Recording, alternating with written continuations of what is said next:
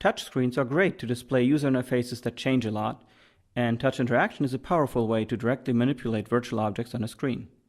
But when you need to look at something else while using a touchscreen, your fingers quickly drift away from the right spots and you begin making mistakes. That's because you can't feel the on-screen input controls. FingerFlux lets you feel the user interface before you touch it.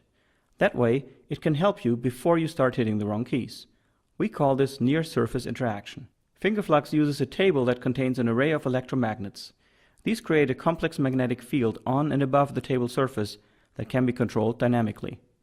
This technique has been used previously to actuate physical objects or tangibles on a table. However, FingerFlux can provide haptic feedback without the need for tangibles. We exploit the fact that the electromagnetic field reaches well above the table surface. Attach a magnet to your fingertip and you can feel these electromagnetic forces above the table. So what can we do with this? Let's have a look at some examples. Let's say you're trying to hit two on-screen buttons, maybe for starting and stopping a video that you're watching. Without looking at them, you will drift off those buttons quickly. But with a magnet on your fingertip, we can attract your finger to the center of each button. This will keep you from drifting. We can increase this effect by creating a repelling magnetic field around the border of the button, like a ridge. That way, you can feel these virtual buttons before touching the surface.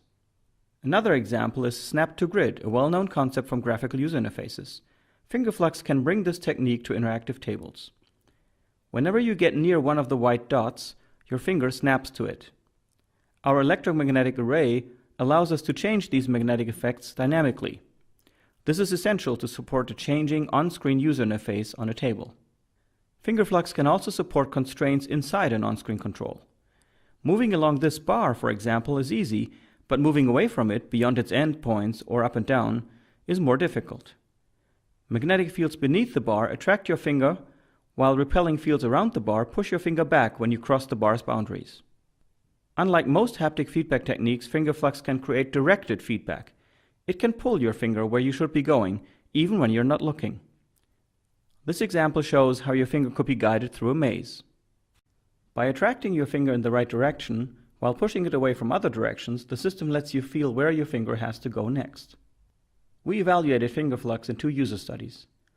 First, we determined at what height users could still feel vibration signals generated by our table rapidly flipping the polarity of the electromagnetic field. All users were able to feel vibration patterns at least up to 35 millimeters, or about 1.5 inches, above the surface. Of course, that's specific to our setup, but it shows that similar systems can create useful haptic output in the volume near a table surface. Our second study tested if FingerFlux could reduce drifting when operating two virtual controls with closed eyes. Our results show that drifting is significantly reduced when using FingerFlux. In summary, FingerFlux is a new technique for haptic near-surface feedback. It can provide feedback before you're touching an interactive surface. It can attract or repel your finger vertically, guide it sideways, and transmit signals through vibration. The concept extends to multiple fingertips, making FingerFlux a promising candidate for a new class of haptic feedback on multi-touch surfaces.